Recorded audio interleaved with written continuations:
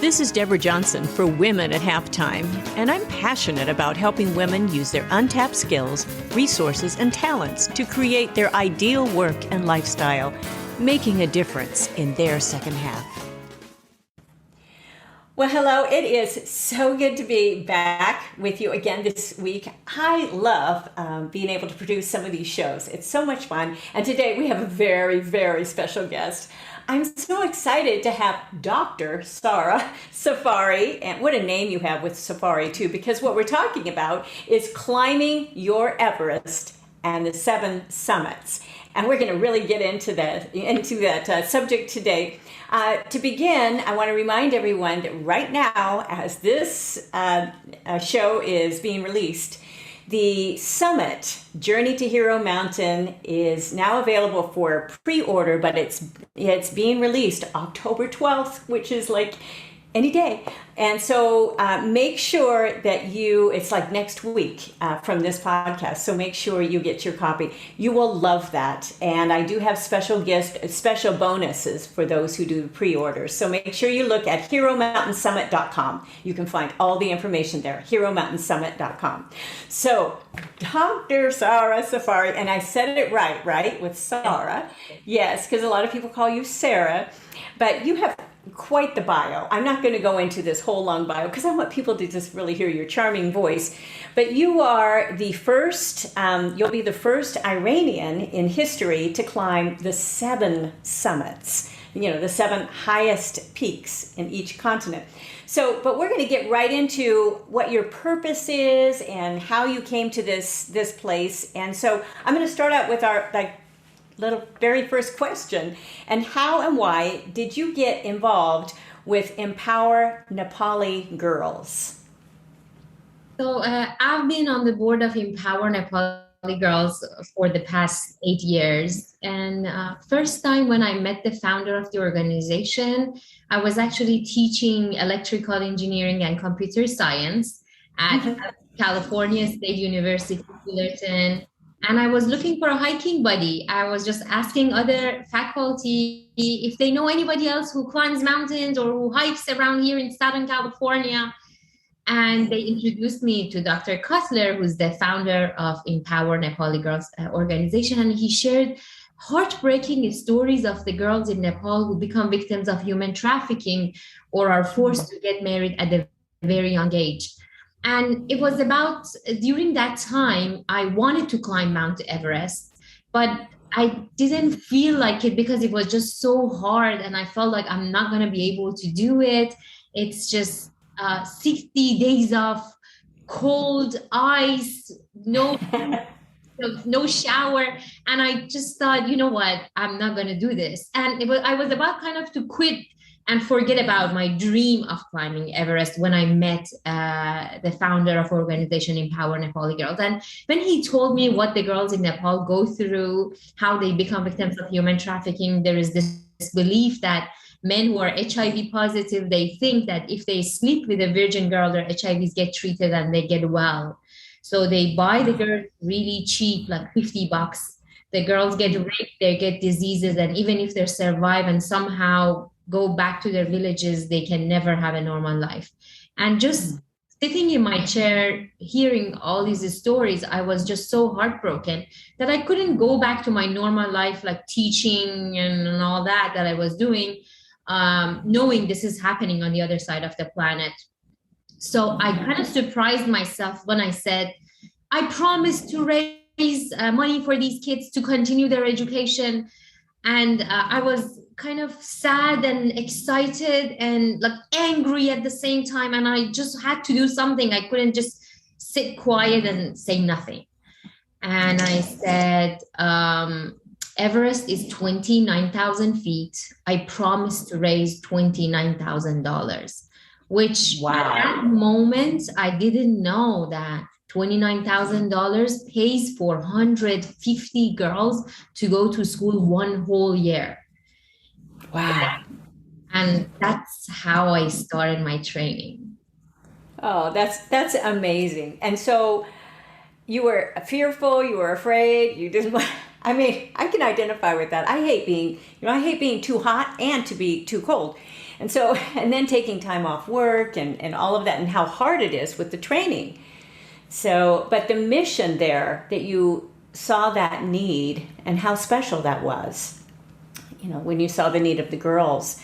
So, well, so this is part of the question of how and why did you decide to climb Mount Everest? Because now you decided to raise money. Yeah. Now, were you raising money by climbing, or what? How did you actually get to your Everest? So a few weeks or a few months before this day that I just told you, I decided to climb Mount Everest. Okay. But I climbed a bunch of mountains, but I kept failing and never getting to the top of any mountain. Mm-hmm. And I started actually summiting the mountains when I committed myself to climb mountains for a cause. Before that, I just couldn't convince myself to go through the torture of summiting a mountain, there were like so many storms and, cold temperatures and no showers and dehydrated, tasteless food and all of that. I just couldn't convince myself. I was training for it, but I didn't have it in me to get to the top. So the cause really gave me the motivation, the incentive to actually wanting to do something like that for somebody else, not just for me anymore. Because like before getting to know the girls and before meeting the girls, it was kind of very personal and selfish, and it was really all about me. Like, I'm just going to stand at 29,000 feet and prove to the world, especially my parents, how amazing I am and how strong I am. And then it completely changed. It wasn't about my parents anymore, or myself, or, my siblings, or like my neighbors. It was really about just raising $1 per foot of Everest or any mountain that I climb to provide for these kids, these girls, to continue their education. And that was way bigger than where I started from. Yeah. That is a wonderful message, because that is actually part of the message in the summit, that she had to keep to the bigger purpose, because we get so distracted with ourselves and with what we can't do, and with everything around us, that just, takes our emphasis away. When you see those girls that had so much of a need, and we have so much here in America, and we have so much.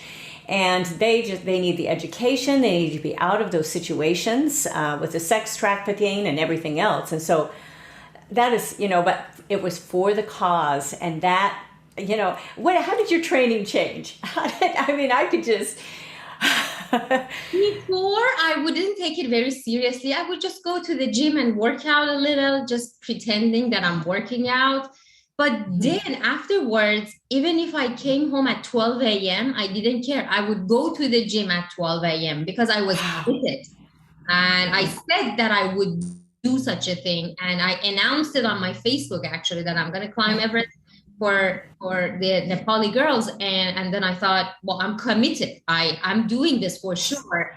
There's no way that I can go back to the previous Sara. And this is it. I'm doing this.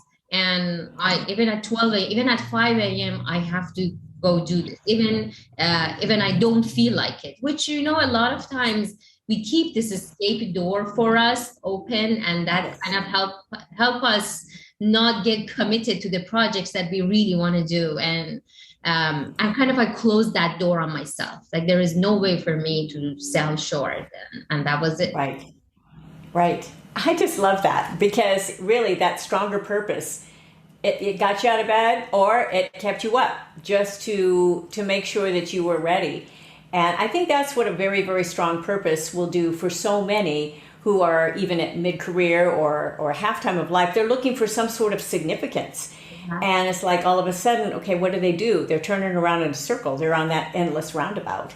So that's such and it's really propelled you to do so much now. You've really, accomplished quite a bit. But we're going to get into a little bit of a story here, because this one was, I watched your TEDx talk, and I'll put that link in our show notes in the article. But the first time that you climbed Everest, you got stuck in avalanches caused by a massive earthquake. And the feeling of that would just be incredible. So what was that brush of death like for you? Because it really was a brush of death. I can't imagine what that was. You probably didn't think you were going to survive. I mean, I was at that moment, I was sure that this is it, this is the end. And I guess movies, they've done such a good job painting that picture of last moment. Yes. How they show you see your whole life in front of you. I really saw my whole life in front of me. I saw growing up in Iran. I went to UCLA. I got my degrees. I climbed a bunch of mountains. And then finally I was at Everest.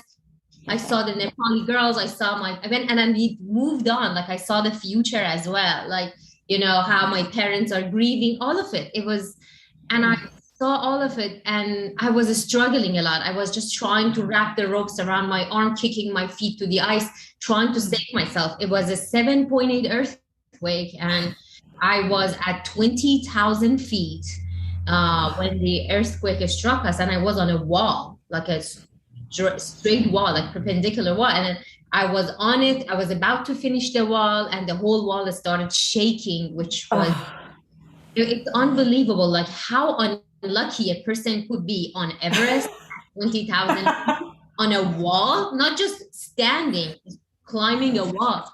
And, it was really scary, unbelievably scary. I just can't believe it, that I just went through that and I survived it. And, I tried a lot. I was trying to think of what are the things as a climber that I can do to save myself.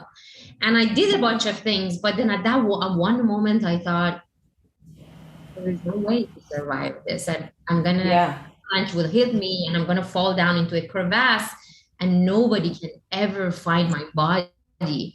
And that was when I gave up and I stopped struggling so much, and I was kind of ready to go. And that's when everything stopped. We had to continue going up because it was so dangerous going back down. And the helicopter came to rescued us after 8 days. Finally, we were down the mountain. And I was extremely angry because I just raised money for the girls to continue their education, but now they didn't have a home, school, food, like basic needs. Like they didn't have anything. And I just couldn't believe that.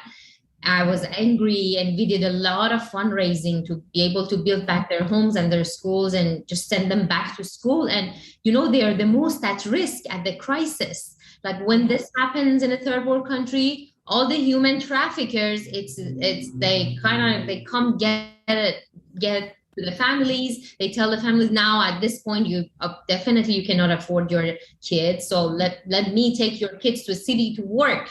And they end up in brothels. So I was extremely scared. I couldn't sleep at night. That event was so traumatizing. Even the fact that I almost died, plus the fact that, oh my God, those 300 girls that I just raised money for, what's going to happen? And I just wanted them to be safe. So that was, but right now at this point, they're all good. They're back to school and they're doing well. Wow.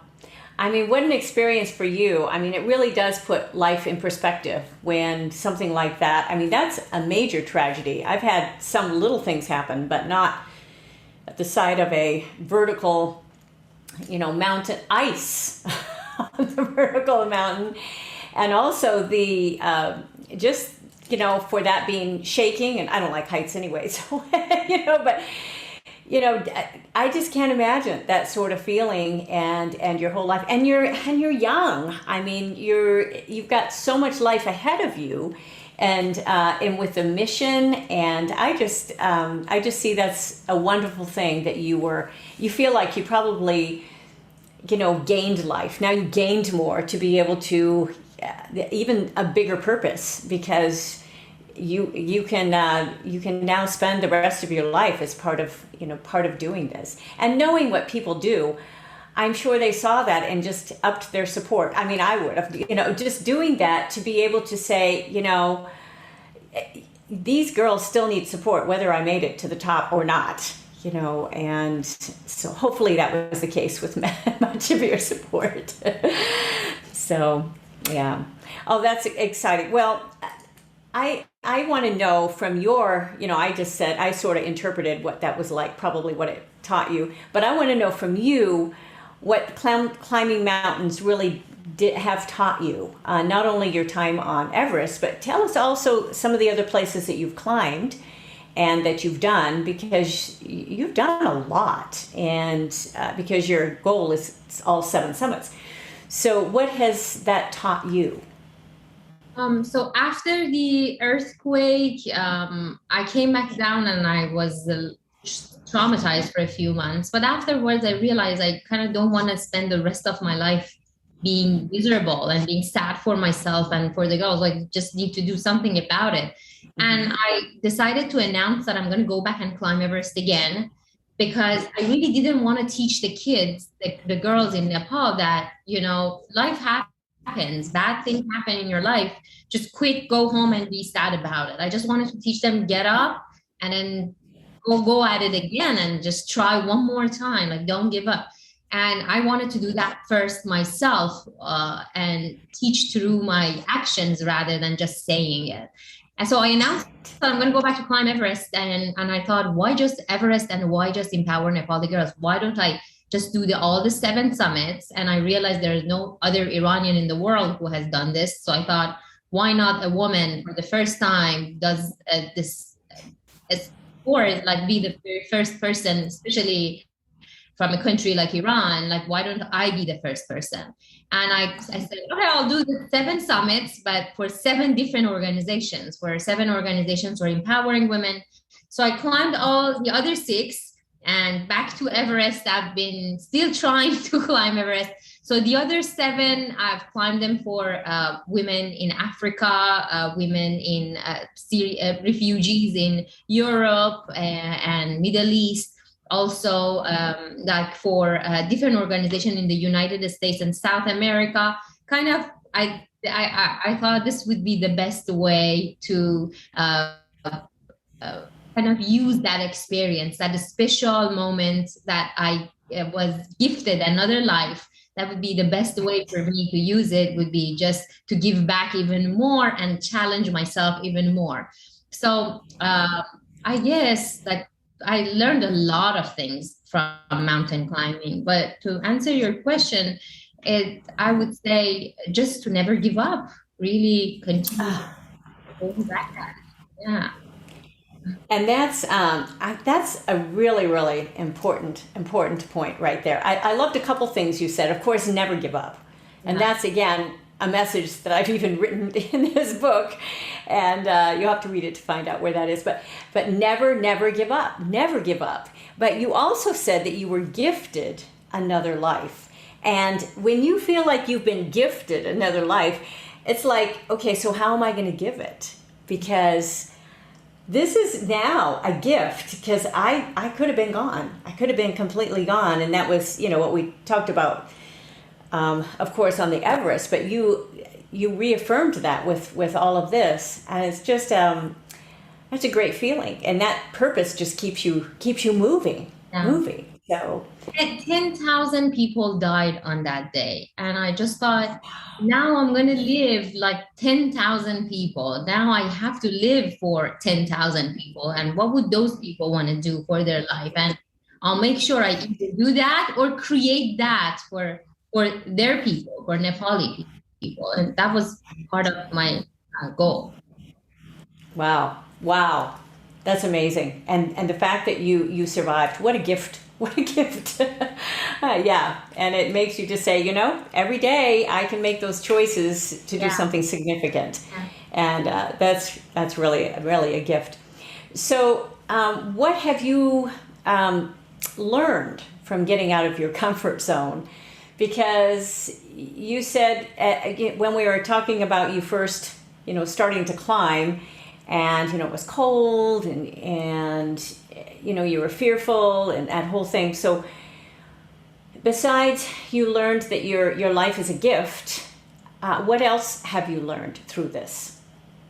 I would say This mountain climbing in cold temperatures, -40, -50, no shower for 60 days, no real food, just dehydrated, tasteless MREs, all of it. Like sleeping on ice for 60 nights. All of it was a training for pandemic. I would Oh, say, wow. Wow. yeah, I mean, I was really trained myself how to deal with a pandemic. And I feel like all the challenges that I faced in my life prepared me for the pandemic. Just being, it felt like being stuck in your tent. There's a storm outside. You cannot leave your tent. You have to even do your business inside the tent. It's cold outside sometimes that you can't even leave the tent for that. And it's so Wow. windy, it's not safe just to stay in your tent in the smallest space for a long time. And I think on many of the mountains all over the world, from Antarctica to Greenland, everywhere, I experienced the storms that I was stuck in a tent for days and days. And I think that made me, I was so out of my comfort zone that kind of helped me to learn how to deal with a pandemic and how to be stuck in a home in a very small space and still be thankful that I'm alive Mhm. and I'm still healthy and I still haven't, just being thankful for small things that I have rather than focusing on the things that I don't have. Yes. Sarah, that is a wonderful point. And I hope there are so many people that listen to this that say, "Oh, this puts everything in perspective," because you really do have to focus on what you do have and not what you don't have. And we really have so much. I look and say, look around me, and I complain sometimes about the heat or about if it's cold, and but it's not. I'm not losing my life on an ice cliff and, at the side of a cliff, and being in a tent, not being able to go anywhere for that length of time and being stuck inside there. So, yeah, that's a great perspective of giving you, and the perseverance that you've learned, and the mental perseverance, not just physical, but it's mental. A lot of this is mental and it affects the physical. And so definitely that has happened.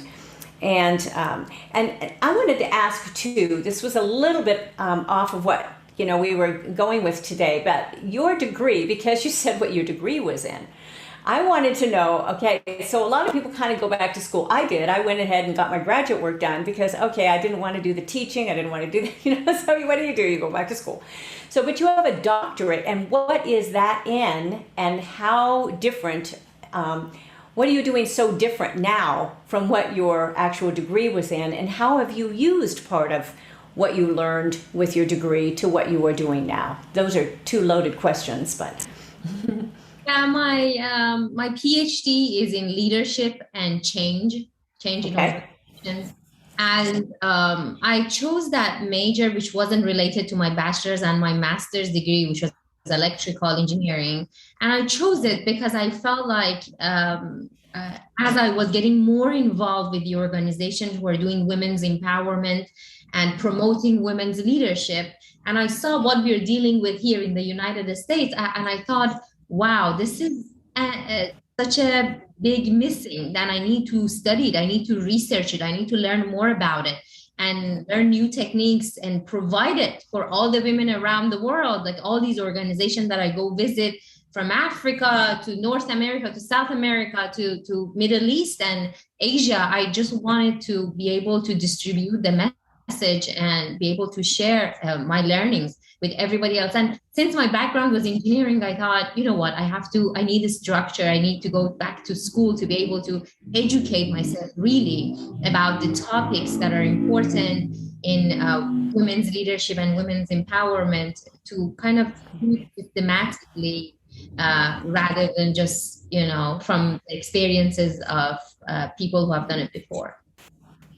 Okay, that's a great answer of just, and leadership too, because there's so much with strong leadership, and you develop, order, and you develop, a lot of being able to make decisions, rational decisions, and not having to say I have to live like this. I can live, I can live with freedom. I can live, don't have to go into, this certain area. A lot of those girls don't have a choice because they're kind of sold into it.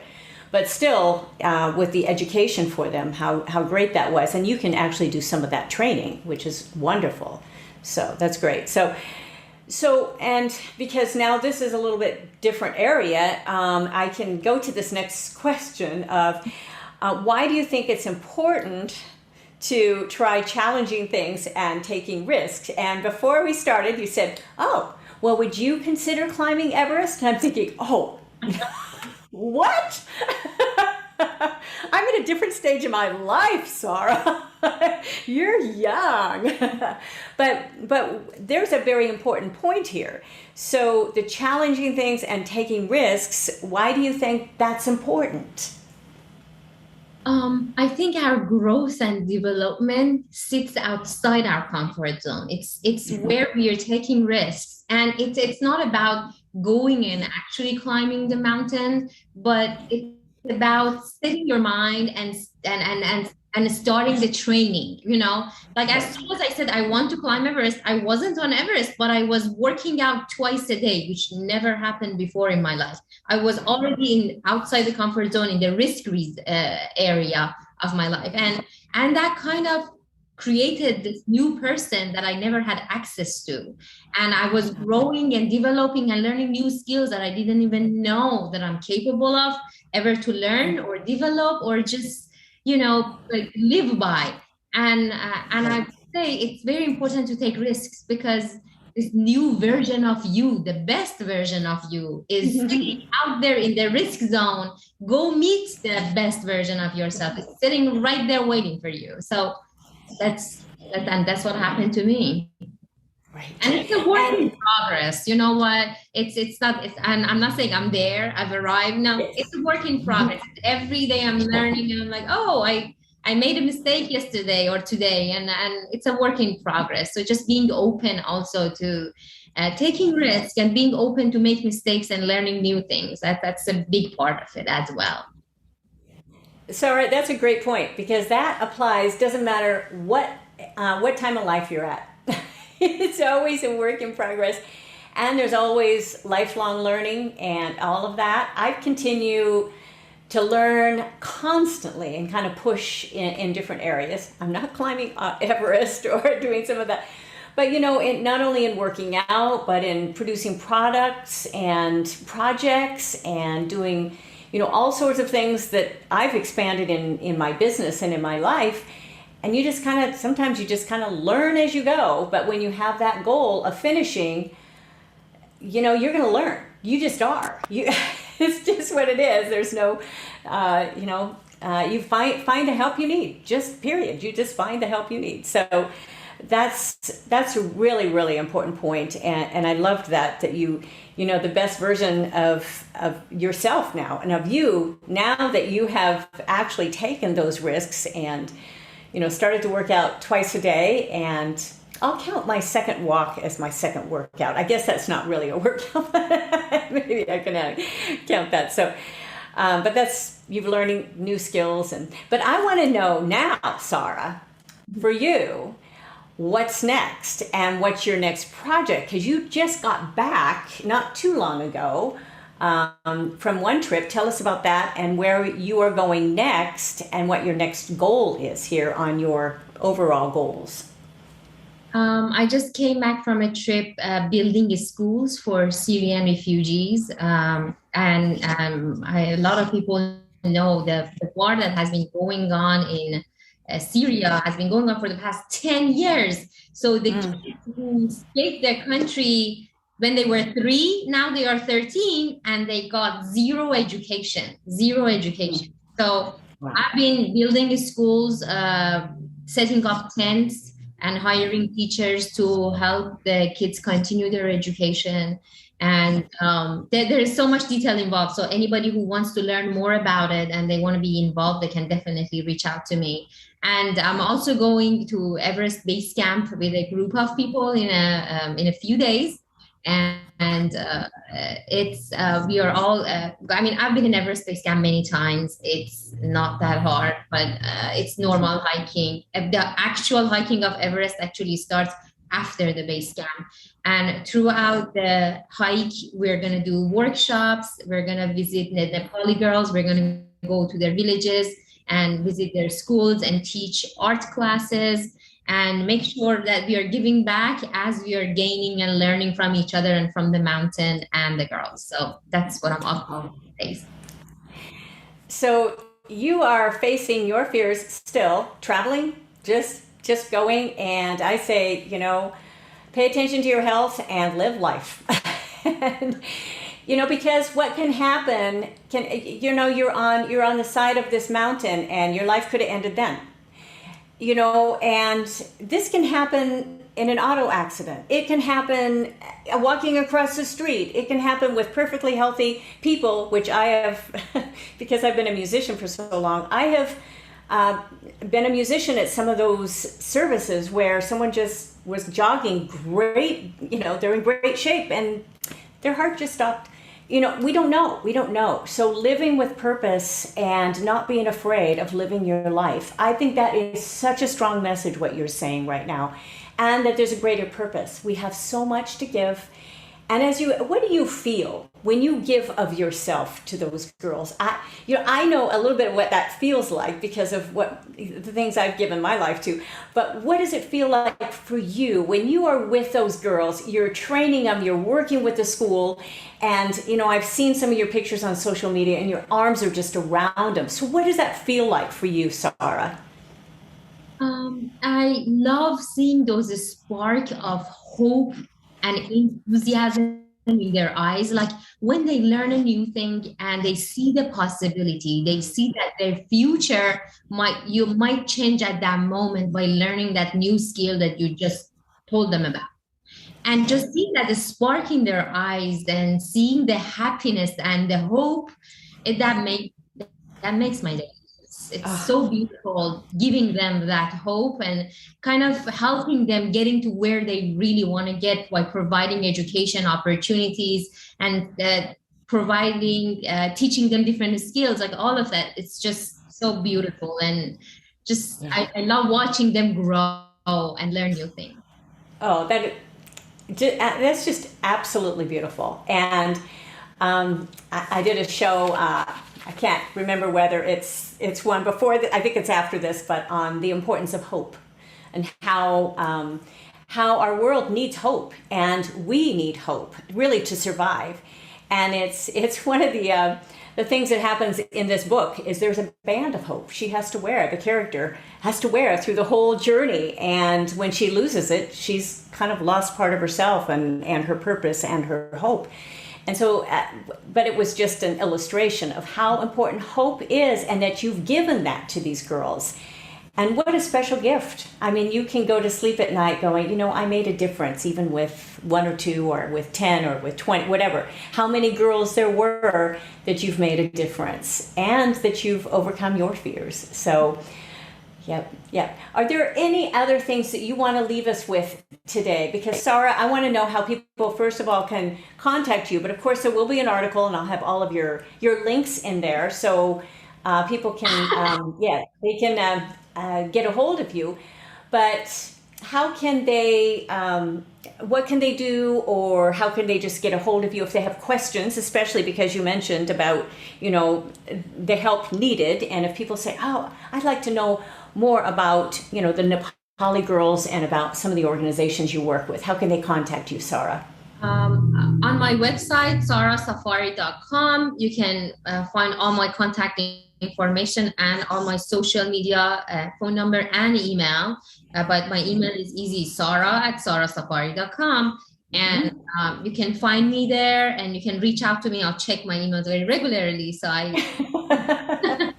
answer your emails. And and then feel free to look at the pictures in my social media, and if you have any questions, because there's so much more details about all these organizations that I'm working with, or all the mountains that I'm climbing. If you're interested to climb one of these mountains or come with us to one of these trips, please let me know, and I would be more than happy to give you more information.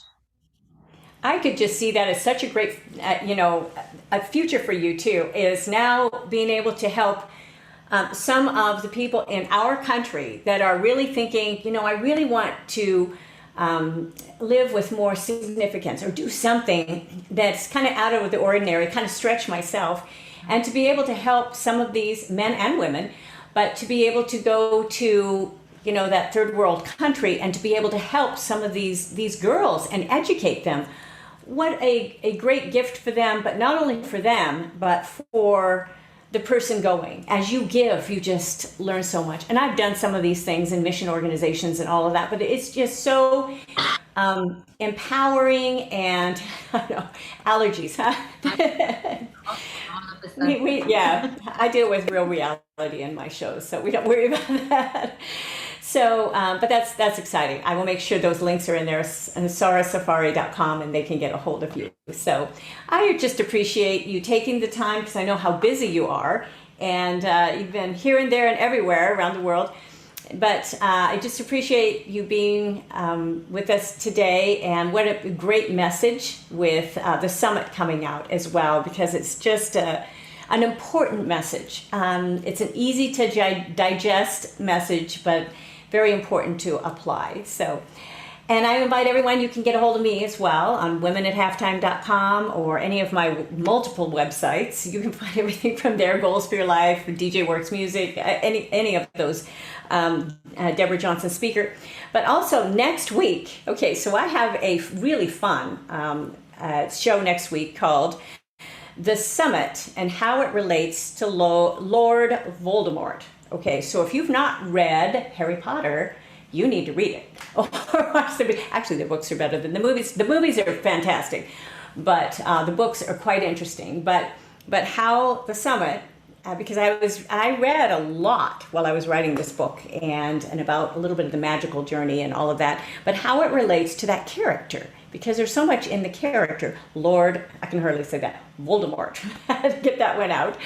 So, but please listen, share it with your friends. Most people find new podcasts just from a friend. They'll refer it, and would love you to do that at our Women at Halftime podcast. Thanks again, Sara, for being with us today. And for all of you listening or watching, thank you again for being with us one more week. And I look forward to next time. So bye for now.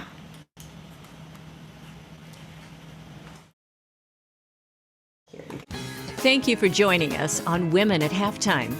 Visit goalsforyourlife.com or womenathalftime.com for many more resources, downloads, and programs, or to get in touch with me.